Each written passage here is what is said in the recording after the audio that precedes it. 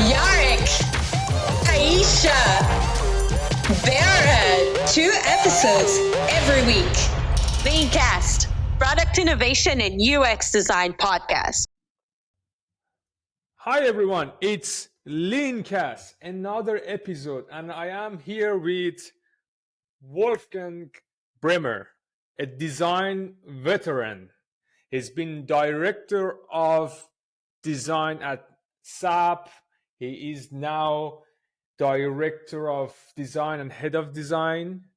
Let me get the title right. Vice president and head of design at Elli, a Volkswagen Group brand. He's been around longer than I've been around the design field and longer than most of you, most likely. I'm here in front of a teacher. I consider him as a teacher. And I would love to just pick up as much as possible.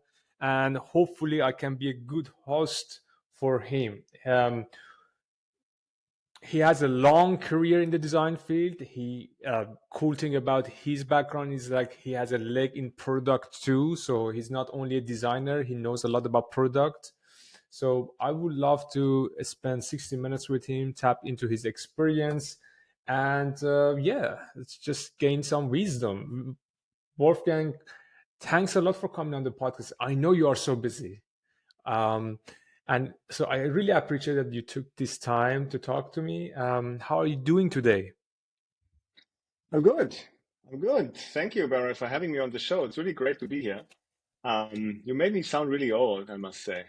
20 years of experience and being a teacher and all these kind of things. I don't know. I mean, I don't have the hair to prove it, but I guess, it's somewhere there, hopefully. Well, young at heart, I would say. You're not too old. I mean, you look like a very young gentleman, but you are very experienced. I mean, you can. I feel like 23. Age is only a number. What they say. Absolutely right. It's like a mindset, right? It's what you make of it. Just like a job, I guess, right?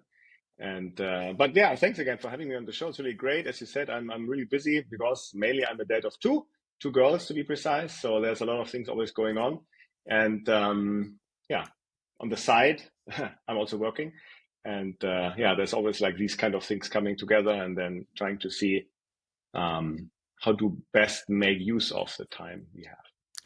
So, for all the dads out there, I'm one of them. How do your role is, I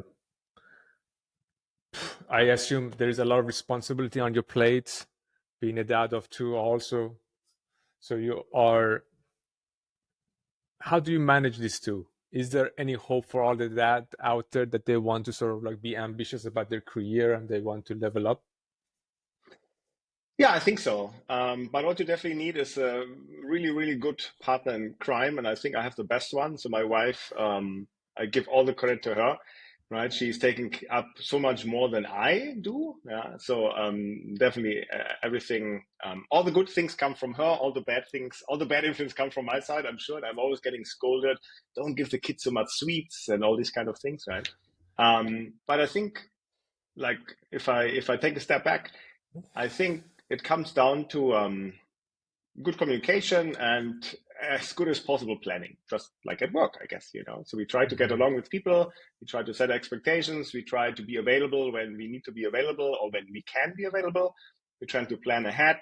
We try to share the workloads, and we try to make sense of everybody else's strengths and weaknesses, I guess, as well, and find a good balance somehow, right? But I think in the end, it's communication and give and take, right? It's I'm not sure how to say it. It's a game for the long run, right? So it's more like a marathon, not a sprint. I don't coming back to work. It's not a sprint; it's a marathon, right? Exactly. Is there, out of curiosity, since you became a father now, you've been carrying the title of being a father for a while now. If you want to reflect on it quickly, how did being a father influence you as a leader in your organization?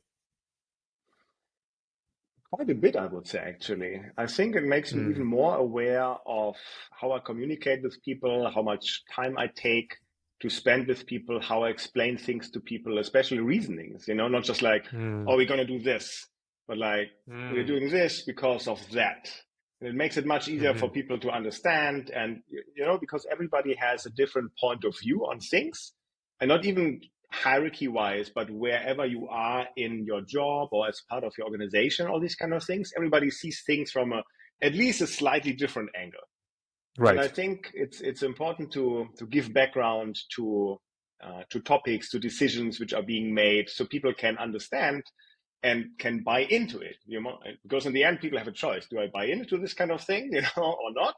And if I understand it better, I think chances are higher that people buy in, and then also, put more of their heart and soul and more effort into things, because they feel like understood and heard and being included. Right?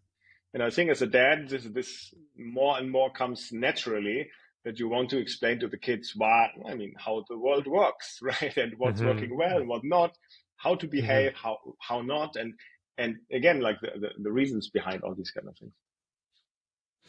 Part of being a father is, of course, like, as you said, sort of like give them a map of meaning, a model to sort of navigate this world that are becoming increasingly aware of.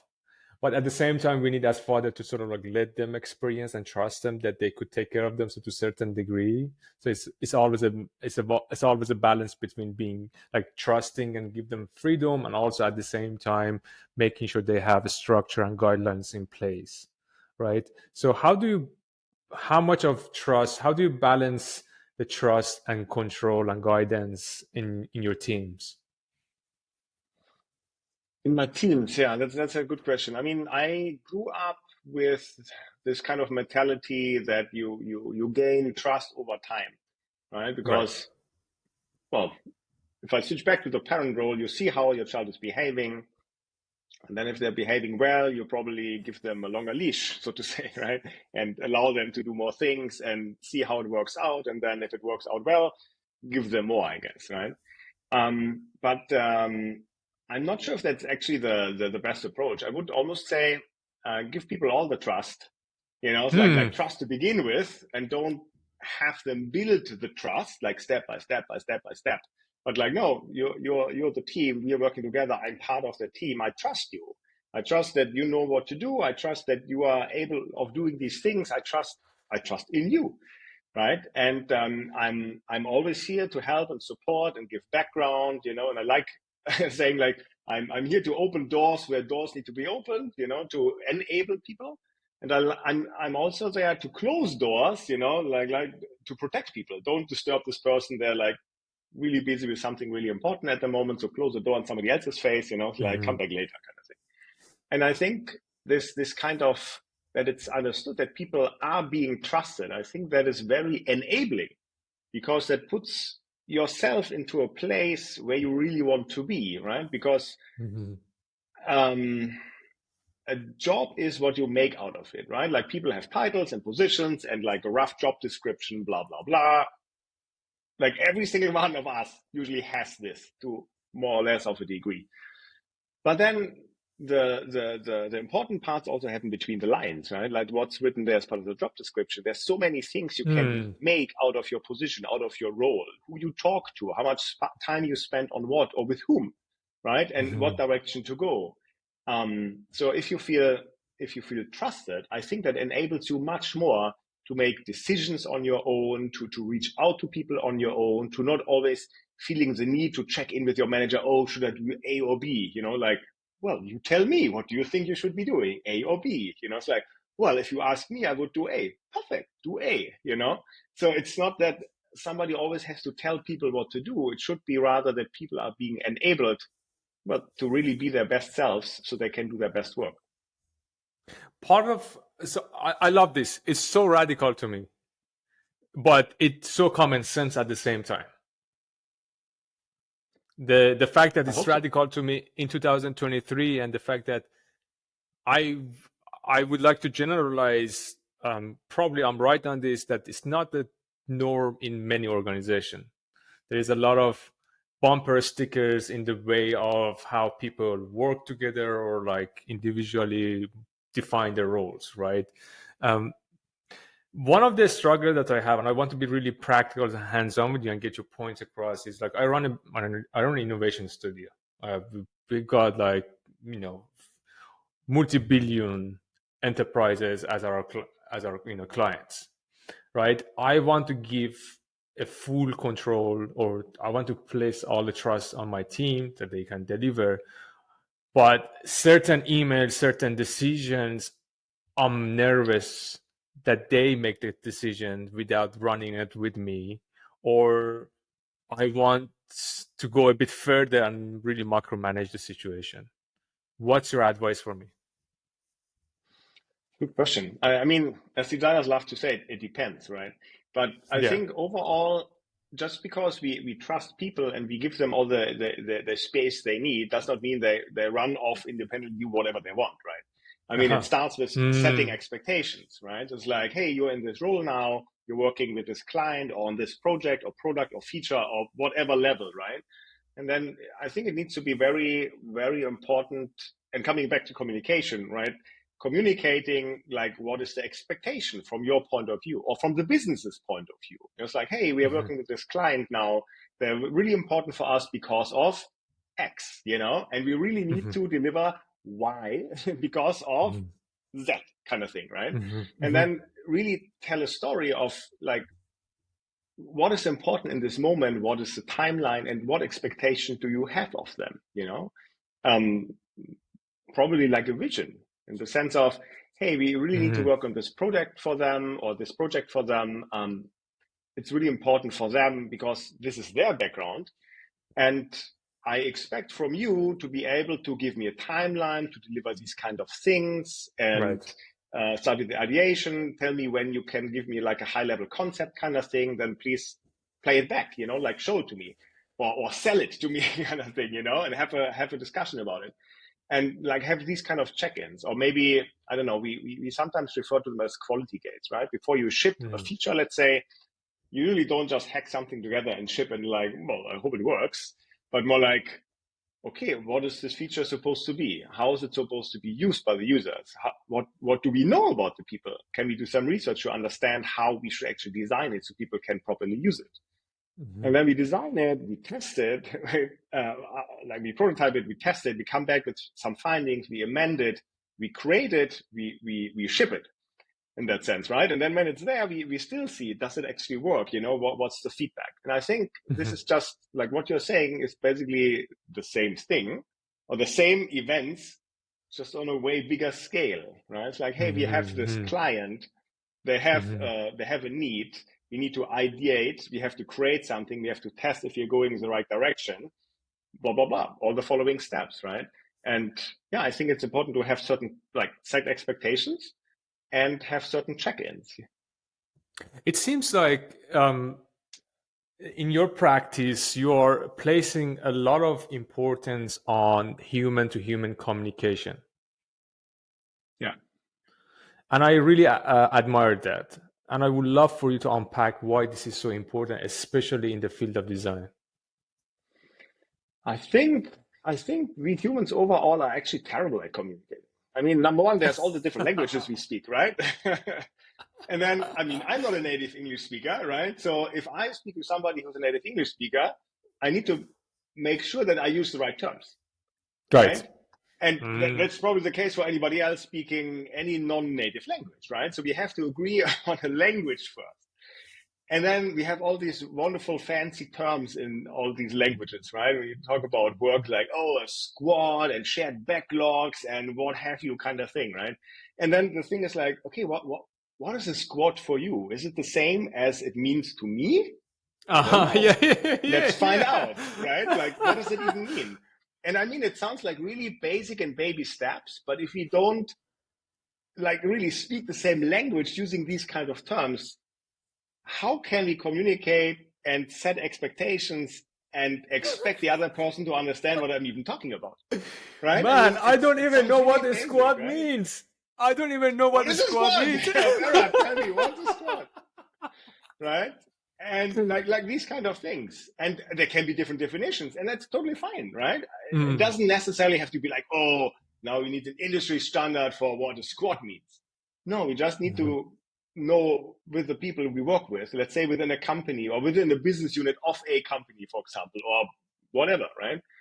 But I think it's really the basics. And often we don't have the time to actually look into these basics. It's like, oh, no, we have to run, we have to ship. And then everybody runs and does something, creates, and then what usually falls flat is the communicating part. Right. And I think Absolutely. there's probably a lot of reasons and probably lots of books written about it, why and how to fix it. But I think at the core of these things is often like overall people are too busy with what they're doing, right? Oh, I'm a designer, I have to design. I have all these kind of features. I'm living in a feature factory and I don't have time to attend all these meetings. They're useless anyway, right? We often know this kind of sentiment, right?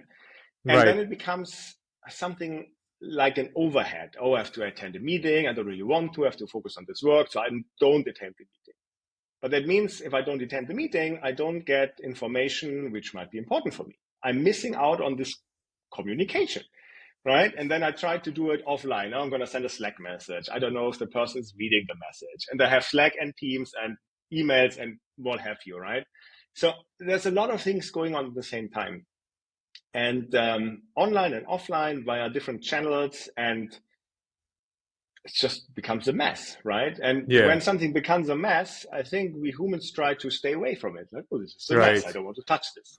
So I do less of it. And suddenly you communicate less. Because why would I throw more information into an already busy channel?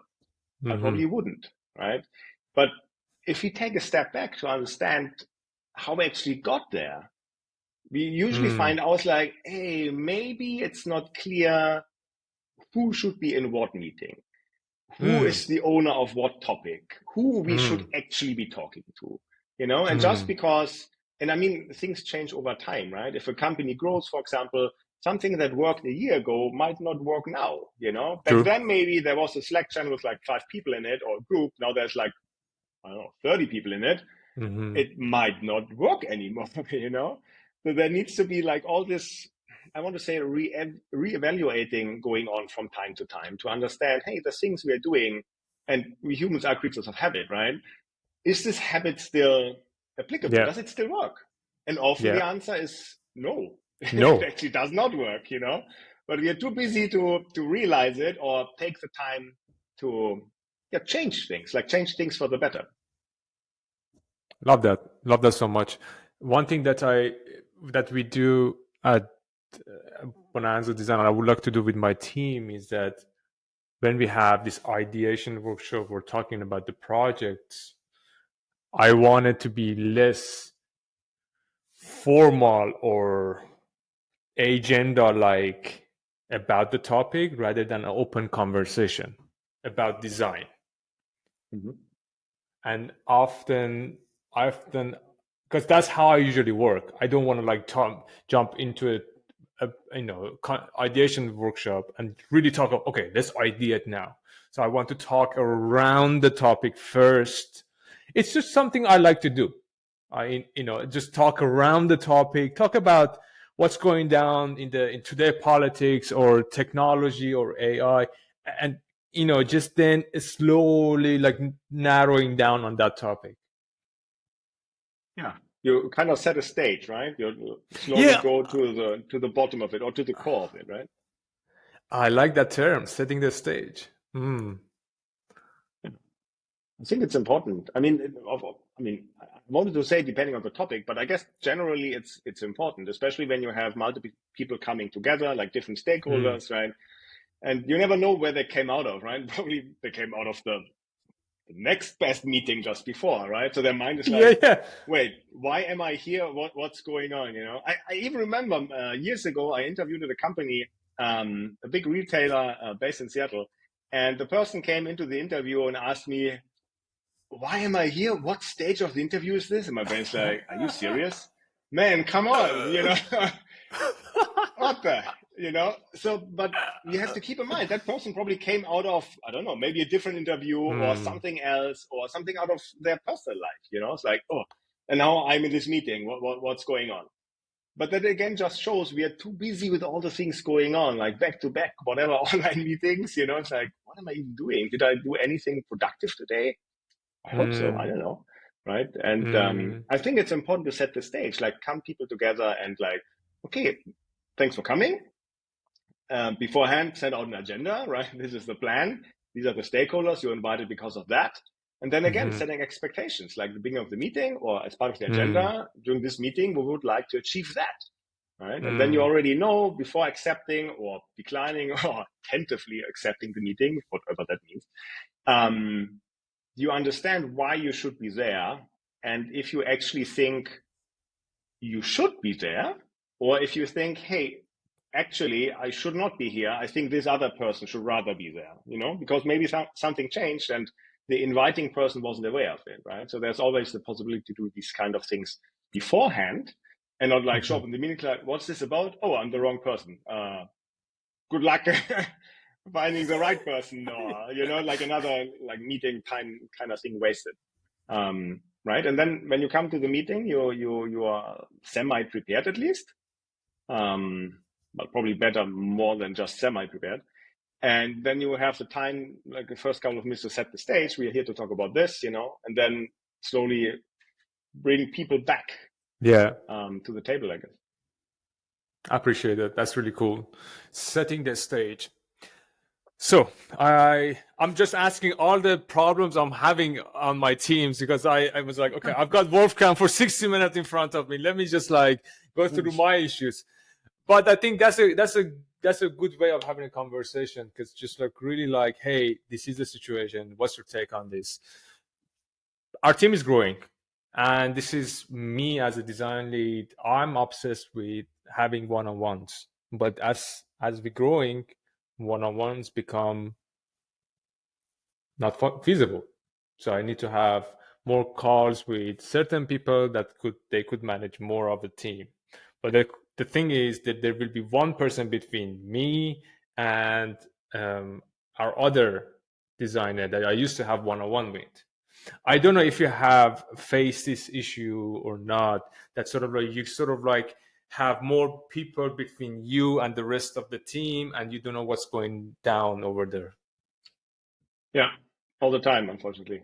And it's a painful feeling in the beginning, right? It's like I feel much more disconnected and I don't know what's really happening. But I think like one of the ways or one of the possible remedies for me is just reaching out to them. It doesn't, in the end, it becomes a one-on-one, but it doesn't necessarily have to be, okay, like every week or every 2 weeks for an hour, half an hour, whatever. But like, okay, who haven't I spoken to in a long time, And then you just make yourself a list or, you randomly, I don't want to say randomly call people, but like what is important, what's going on, like from what area of the company you haven't heard in a long time kind of thing. And then reach out to them. Hey, how's it going? Do you have like 30 minutes to update me on what you've been doing the last month or two or so? And just have a casual, like we have now, a casual chat about it. And then, they can pick you up or set the stage, and then like, hey, I've been focusing on this and that. Things are going well or not so well. It's actually good that we are talking, and then have these things going on. That might happen. I think it's very underplayed, the role of ad hoc meetings. Not like at the 2 a.m., hey, let's have a talk, but like, hey, are you around for lunch today? Let's just grab a lunch and talk about things, right? It's the value of ad hoc meetings, sort of like, because we want to have so much controls and OKRs and jobs to be done and calendars and workshops and all hands. These ad hoc meetings that actually, I think that it has a lot of values because like two people in the team want to talk to each other about things with loose agenda voluntarily. Yeah, it's true. And I wonder sometimes why that is. Is it because most of us now, I don't know if it's most of us, but many of us now work from home or work mobile or whatever you want to call it.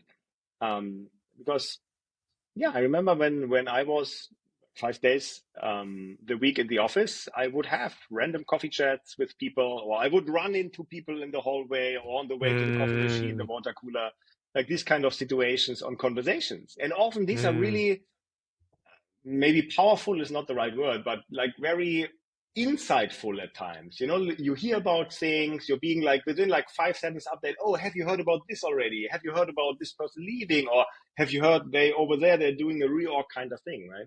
So at SAP in Vancouver, we had, I think, 1,000 people or so in the office, and it was really a lot of Wow. things going on. Not just like our team, but multiple teams, and you would also hear from their side of the organization, really, like different board member, whatever, and like, oh, what's happening over there? How does this, like, does it play a role for us somehow? Will it connect at some point? So I don't want to say like connect the dots, but you get more information, even if it's just like for in the back of your head kind of thing. But it somehow helps to, don't know how to say it. It somehow helps to fill up this mental puzzle with like random pieces here and there, right? But if you take these conversations away, it's like, Yeah. well, I'm in my little room here all day. I don't meet anybody accidentally, unless it's the mailman ringing the doorbell, and everything is just scheduled, right? And I find that is step number one. And I think what makes it even worse is because it's so scheduled now. Yes. I find people don't even call anybody anymore without setting up a meeting first. It's like a while ago, I called somebody and they seemed so surprised that I called them. How dare I call them without setting up a meeting first? Like literally picking up my phone and calling their phone number. It's like, they were so surprised. Like, why are you calling me? It's like, because I want to talk to you, And because it's just because like, you have a phone number. yeah, exactly. And it's so interesting. It got me really thinking. It stuck with me. It's a couple of months ago. And I was like, that's a really weird reaction to have to a arriving phone call, It's like, well, somebody wants to call you, so they call you, don't they? But apparently not. I think, the corona pandemic and all that happened, and we sort of like achieved control over our individual timeline and the way we would like to work. But you said really describe it really nicely, the whole idea, the whole fact that you walk down the aisle and someone says something and you listen and it inspires you. That serendipity we lost, that spontaneity, that ad hocness, I don't know if that's a word, we lost it through this process. So I'm curious to see, like, if you want to reflect on the past few crazy years that we all experienced. Oh, thank God. Oh, I hope it doesn't happen again. How did knock on how did that change your work style, and where are you right now with home office, work office, office, whatever? Good question. I think it's I guess different for everybody. But for me, I'm Berlin based. I mainly work from my home office. I'm lucky enough to have a separate room with a door, which is very helpful when you're a dad. I miss going to the office, not because of the actual commute getting to the office, because that's the worst part for me, although my commute is only like 20 minutes or so. But I miss being at the office and seeing people, and exactly what we just talked about, running into people, having deep random conversations, sometimes like a 5-minute coffee chat in the kitchen area, or any of these kind of things, right? And because our company, we have 3 offices, one in Berlin, one in Wolfsburg, one in Munich. People travel, and then you would stumble over somebody from the different office you wouldn't have run into otherwise. I think these kind of things are really missed. So what I try to do is have conversations with people out of the ordinary in that sense, like not scheduled, like what I described earlier. Who didn't I talk to in a while, and what is helpful for me to learn, or where do I feel I don't know enough about, like certain areas or certain projects. Who could I talk to? Have this kind of conversations. But again, they're very scheduled then, right? Because you don't just randomly run into people. I mean, we also have these kind of Slack bots where we try to set up random coffee meetings, like in advance kind of thing, not just like right now, but that that you get connected to other people you might not have spoken to ever in the company, and that might work for, depending on the size of the company, but it's a really good idea. It somehow tries to do that, running randomly into somebody, although everybody is somewhere else. Wow, I could take this conversation to so many different directions. It's just like so many seeds now. It's popping up. I don't know which one to water, but we talk about trust, and I would like to sort of like have an ending towards it because what we are talking about is sort of like I think the theme of this podcast is turning around, like it's sort of like centering around trust in and how you sort of like go about managing your team, working with your teams. So, if I want to trust someone, it all started with the hiring and setting up a culture, right? It's just like expecting that I can trust this person without knowing how they got hired, without knowing what kind of cultural norms that dictates or define our relationships is really difficult, right? So what's your take on hiring? What kind of the hiring process, or what are your criteria for the hiring? And also what's your reflection on having a thriving design culture, especially for designers and design teams? That's the Achilles heels of many organizations because they don't have a culture for designers. So yeah, your take on it. I don't, I'm putting you on the spot, so I don't expect you to have a really complete, thorough answer. So just your reflection and impression.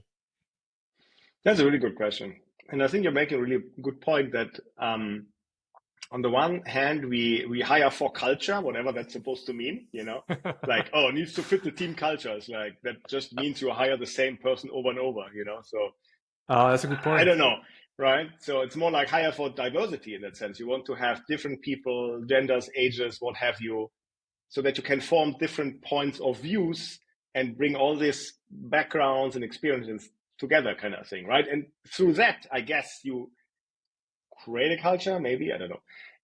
But yeah, it's complicated.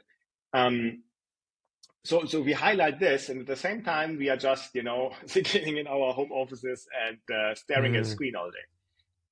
It's mm, not easy, I think, right? Because I mm, find it really hard in the sense of, I guess, very similar to what we just talked about, having like these random conversations. How can you build culture if you don't meet anybody? You can try to mm. lure people back into the office and have, like, I don't know, have a barista come in once a month kind of thing, or have a pizza night or whatever alcoholic beverage night kind of thing, right? And try to get people back and create this office feeling, or like these kind of situations, I guess. But that is also really, I mean, I like it, but it's also just really surface level, right? Because you just bring people Mhm. back to share food and Yes. drinks together. So there needs to be more. But I think it's really hard to actually do that. And it reminds me of another thing which is really hard to do, I find. Working mobile or from home is like using a whiteboard in a joint meeting, Yeah. right? Because back in the day, makes me feel even older. When I used to work in the office like 20 years ago, you work with a program manager and you meet in the office and hey, I have this idea. Can I run this through with you? Like, sure, okay. So you go into a room. There's a whiteboard, of course, and you start sketching Yeah. and drawing together, right? Design product, maybe an engineer there as well, trying to hash something out and figure it out. Perfect. Like initial solution, let's try it like this. Like after, I don't know, Yes. maybe 15, 20 minutes kind of thing. And then let's check in tomorrow again when we are back in the office. Great. But now you can't do that because you don't randomly run into people. You cannot randomly pull somebody into a meeting room. And the worst part, you can't really have a whiteboard because all the whiteboard solutions I've seen so far are just the worst. Right. And now, if you can't even make this happen, how can you make culture happen? And I think Yeah. it's really hard, right? I mean, the a couple of weeks ago we brought the design team together for for our first virtual design days for 1.5 days, virtually, right, remote. But we tried to make it nice in the sense of not just have like 2 times 8 hours of online meeting, but really start with like a breakfast the first day. Everybody, like can prepare, have a breakfast. We got some recipes, and people could make their food and enjoy together. And the second morning, for example, we started with something like have some yoga time or some relaxing time, like even if it's just 20, 30 minutes, but we try to make it really focus on the people. Not, I mean, of course we had an agenda, right? But let's make sure we have enough time for the people. Start slowly, pick people up, have enough breaks in between, make enough time for lunch break, and also have like a virtual evening kind of thing. You know, people can bring Right. drinks, we can play some fun games together online, we can tell stories, like these kind of things where you say three things and people have to guess which of the three is not true, kind of, right? Like these kind of things to make it more playful, enjoyable, like stuff you would also do in the office to warm up when you would have a workshop, but try to bring this into the virtual world, I guess. You said it when you described the picture of like tapping into a room with your engineer or other designers and like fill up the whiteboard for 15-20 minutes. It was like, okay, cool, let's park it, let's get back to it tomorrow, let's see if it still makes sense. When you were talking about this, I felt so nostalgic.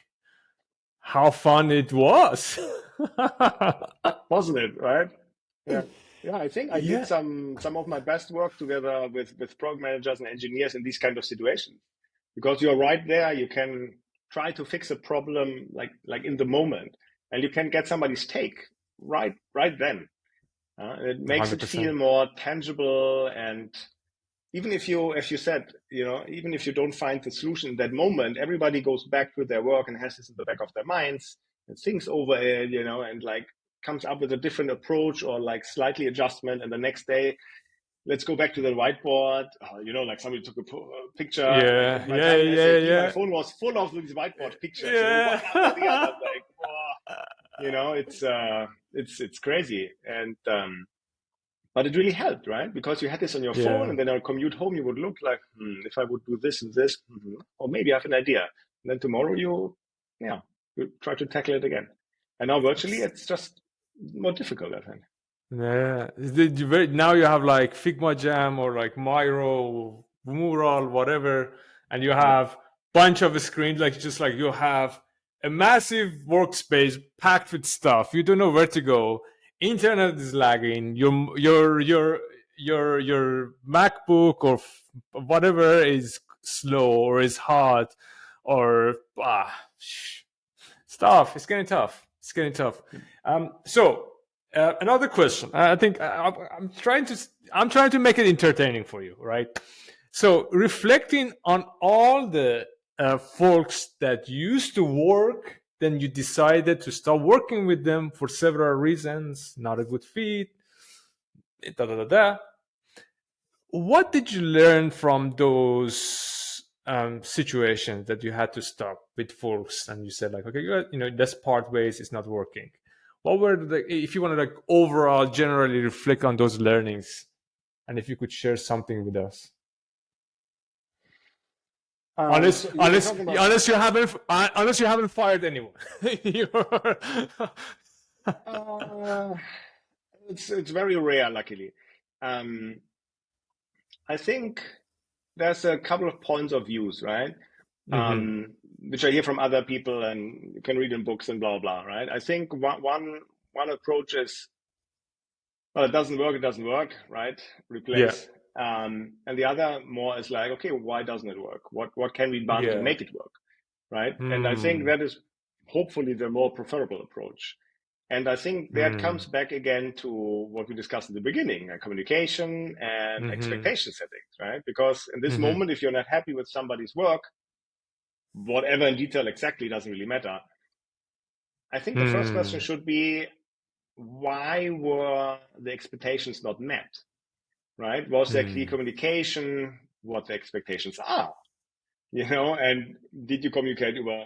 I mean, often we are so caught up in the moment and we give somebody a task, let's say, but sometimes or quite often I find we don't communicate certain information, which is actually crucial, right? Like, what's the exact deadline? Which client is requesting this and why?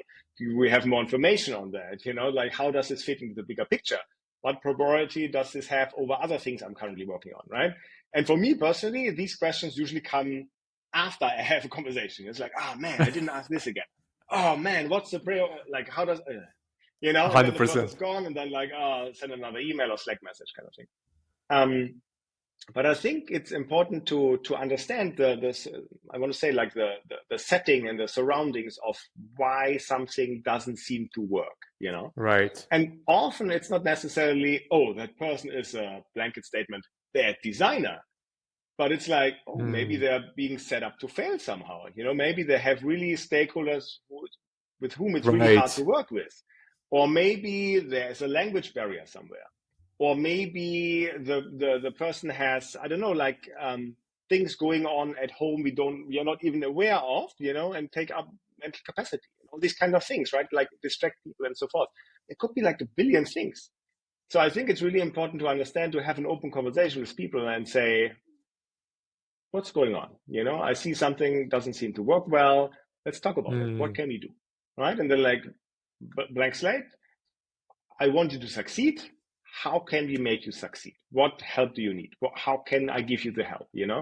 And then usually often people open up and say, hey, thanks for bringing it up. I didn't know how to say it, something, Right. right? But then you can Right. have a conversation about it. You can understand better. The other person feels heard and listened to and trusted, right? It's like, hey, this person is actually trying to have a conversation with me. I was worried he's just going to fire me or whatever. I mean, luckily in Germany, that's usually not the case anyway. But I think it's important to have this, again, this kind of trust between people. It's like, hey, you can talk to me anytime. I'm right here. I mean, here distances, but you can approach me when it's something urgent. Please just pick up the phone, call me, write me a text message, or like anything really, and I will try to help you. And I think going back to your initial question, I think it's important to then find a way to get that person back on track and to show them that I do trust them and that we can together find measures and steps, so to make them improve or get them back on track. That might be working on something else, lowering their workload, have other stakeholders, be more there for them, more proactive than reactive. I mean, there's a whole lot of things which can be done, I think. That's a really good point that you brought up, and I really appreciate that you brought it up. That some folks are put in situations that are doomed to fail. Yeah. Yeah, that's so huge. That's It so is. And I huge. think it's really hard to actually recognize it. So Why like is that? the person will try to cope and cope and cope, but there's no time to actually think about it or take a step back and like, wait a second, like, why am I being so reactive? Why don't I have the time to actually make a plan and then follow through and something? So something is not working right, but you can't really put your finger on it. You just feel it's not going well. That's true. It's very complicated, and I think that's the responsibility of the design lead to sort of get involved, and the way you describe it with applying care and persistence, and like, hey, you can reach out to me anytime you want. I'm here. Let's talk. Let's see how we can get you out of this. And sometimes it could be that it's just really complicated personal situation that they don't want to talk about it. Like it's just you cannot do any. It's just very respectable position that they have. It's like, hey, I'm going through a lot in my personal stuff. I really don't know how to verbalize it yet. So don't expect me to come here and talk to you all about things that to my colleague, I don't know you, like, on a personal note, and I don't know how to verbalize my personal stuff. So it's a no-go already. Yeah. And that's totally fair. I mean, nobody has to share anything personal at work, right? I mean, people like to say, oh, we're like a family. Like, are you really? So it's always these kind of blanket statements. You can take them one way or the other, so some people appreciate, some don't. Totally fair. I think the important part is that exactly what you said, that you tell people what can be done. Like, I'm here for you. I'm here to help you. I think I'm confident we can solve that situation together. I'm able to help you, I think, and if something is really like in a personal life going on, it's okay to take some time off. It's not that the world will end if you don't come to work for the next 3 weeks. That's most likely not going to happen, right? So take the time you need. If I can help, I'm here to help. There's ways of doing that. And then again, this speaking as the German now, out of being German and Canadian, In Germany, you usually can do that, right? You can take Yeah. you can take vacation, you can take sick leave, and all these kind of things. Don't want to talk about the US really, right? But at least over here, it's usually possible. People should make use of that, right? And I mean, it Yes. starts with myself. Usually, when I'm sick with a cold, I still work. Maybe I should take like half a day or a day off and just like lying to the sofa and try to get better. But it's, I don't know. Yeah, I think everybody can become better at it.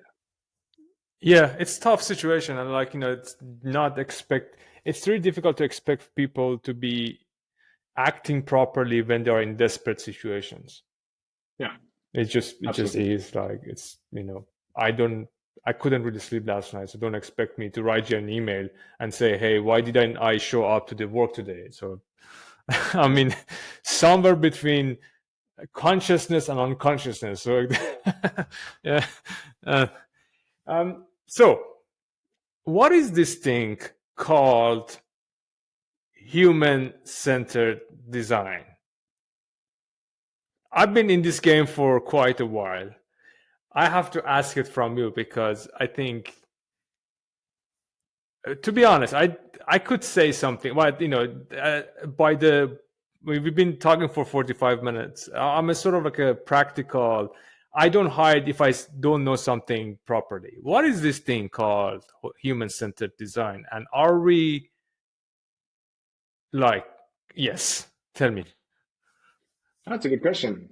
I think the blanket answer would be something, well, it's probably similar to user-centered design, right? You make sure that you put the user at the center and then somehow design around them. Well, cater to their needs in that sense, right? But I think what we often forget is pretty much what we just talked about. It's not only about putting the user or that human who's using a product at the center, but it's also think about the person actually creating this stuff for the user, right? Like the people behind all the work, the designers, the researchers, the copywriters, the what have you, right? Because they are there, they're putting like everything out of their brain basically onto the screen, and they are in a lot of situations where they feel I cannot do my best job because I don't have the resources I need or the time I need, or nobody has set proper expectations for me. I don't know even what I'm doing. Nobody's trusting me, right? Like all these kind of things are going on in their heads, right? So I think we need to take this into account and think about these kind of things. Like where are people really at mentally and in their life and at work in their position, where are they placed? Are they in the right place? Or rather, does the place feel right for them? And then I think I said in the beginning, I think people can do their best work when they are being put in the best position, kind of thing, right? And True. then, like, if they can be their best selves, they can do their best work. So, how can we create a situation for people? How can we enable people, right? And how can we set the surroundings? I think that's really important. And because the user is not the only human in this kind of game, there's a lot of humans involved in human-centered design, and I think that is often forgotten. Wow, that's huge. So let me get it right. Let me summarize. To be able to design for humans, the humans behind the design process needs to be well and put in the right place. That's what you're saying. Yeah, We pretty need to much. take Because we need. Okay. All right. I mean, just imagine, like typical feature factory, right? You barely have time to do anything. The output of the work is not going to be Oh, great, right? The I person see. itself will not feel great. There's a lot of pressure, a lot of stuff going on. They are not they're not being set up for success, right? They're being set up to fail. They can just deliver, ship because somebody says ship, and then they get something. But do they get the thing they could get? Probably not. Or not at the quality it could be at, or not with the amount of research we could have put into to understand the users better, deliver the better thing right away, and save everybody a lot of time, headaches, and money in the end. Wow. Yeah, I'm chewing on this. That's huge for me. It's like a start with your own people and see where they are. If my team is packed with doing this, doing that, ship, how can they possibly deliver a good job for the other side, for the humans on the other side that are receiving this future or service or what have you? Yeah, exactly. I mean, I would say like people first, everything else follows. Hmm. And then, okay, so that's on the human, the one that deliver. On the other side, the user side, still there are humans out there. Actually, I have a big problem with the term user because when I was searching for the definition of it, the second definition is like addict, a person who is an addict. No, seriously, let me read it for Okay. you. It's when you define, put it on Google. When you define user, let me just quote unquote. So first definition is a person who uses or operates something. Second, 1B, a person who takes illegal drugs, an addict. That's perfect. So I'm trying to not use users, but it's just industry standards. It's user, and often I find these things so often, like when I talk about user-centered design, and people say, "Hey, go talk to users." I'm like, "Okay, I talk to users for what? See what they want." I was like, "Okay, what if they want, I don't know, crazy things? Should I design it?" So what's your take on this go talk to users? Here's the question. Why should I go talk to users? Well, I'm not a researcher at heart, but I'm a big fan of doing proper research, right? So for me, Right. it's not. I mean, for me, it's not in the way that you would go to the user and ask them, "Hey, what do you need?" Right? Because then you got like, "Oh, what do you need?" I don't know. But I think it's more observing, like how do they? I mean, Mm, of course, always depending on the product and what the research is about, right? But I think I would like to understand the user better. Like, when do they use the product? Where do they use it? Why do they use it? Do they use it for fun? Do they enjoy using it? At what point of the day are they using it? What circumstance, right? Like capturing what's going on, right? mm, And sometimes you realize that, oh, I used to work on a product many years ago. Where people were saying in the beginning, I work on this. I use this product Friday afternoons because I have to use this product. It's mandated to use it. And it's so bad, I don't want to start using it in the beginning of the week, you know? And I was like, oh, that's an interesting take, you know? So we had to work on something to make it much better for the user, right? And in the end, we had some interviews with the people and saying, oh, what you did is great. I really like using the product now. It's not like that I'm dreading it and I'm pushing it all the way to Friday afternoon so I have to use it. Now I can use it in between because maybe it's faster or easier to use or what have you, right? So, but this kind of sentiment, the beginning to hear, it's like it doesn't help to ask people, what do you want? You know, it just tries to understand like all the other questions around it. Like it helps you to paint a proper picture about mm, about the person using it, right? And mm, from there you can derive, okay, based on these people we spoke to, this is the picture we drew. And I think there are certain areas we should improve based on that, right? And then I would tackle these areas to try and improve it. And then after a while, talk to the people again and understand, did this help? How does the picture now look? And not necessarily ask the same questions, but like to observe them, you know, like, is it easier for them? Do they enjoy it more? Did their pattern of usage, like when and how long and all these kind of things change? Yeah. And from there, gather information and yeah, make things better over time. Okay, finally a sane answer to this question. Because sometimes I talk to a bit lesser experienced designers and they keep giving me this theory book response. I'm like, hey, why should we do this?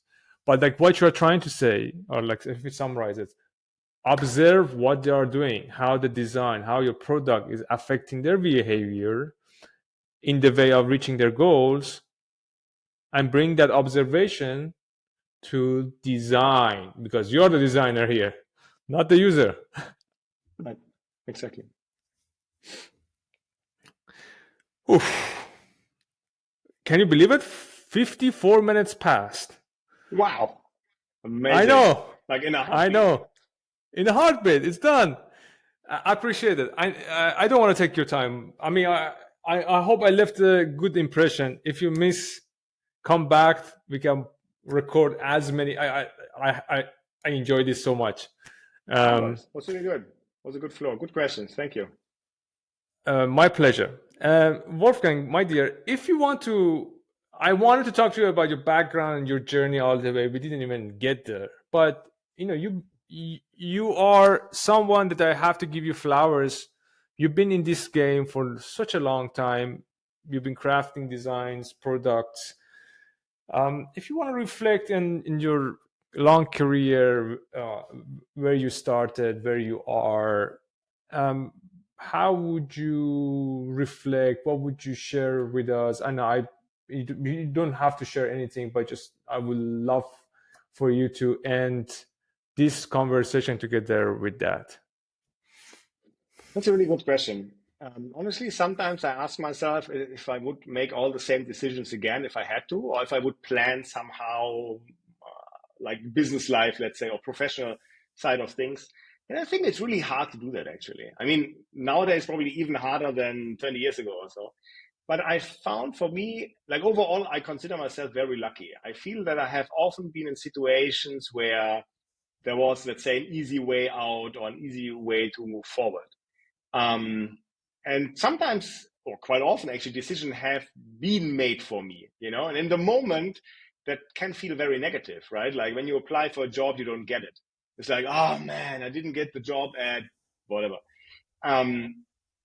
But then, I mean, it's totally fair in that moment that you're being disappointed. But then when you look back and you think about it, what would have happened if I would have gotten that job, Would I be where I am today? And very often for me, the answer is no, and the most important part for me is, like, to make it very personal, is if I would have gotten that one job in the past, I would not have met my wife and would not have our two beautiful daughters now, And to me, this is such a weird, mind-blowing game to think about. It's like, yes, I was super disappointed in that moment back then, but now, of course, I wouldn't change anything. Why would I, right? It's wonderful. But it's really hard in that moment to make that to think about it this way. But I guess what I'm trying to say is whenever a door closes, another door opens, right? And I think it's important to focus on the positive and not on the negative. I think that's really important.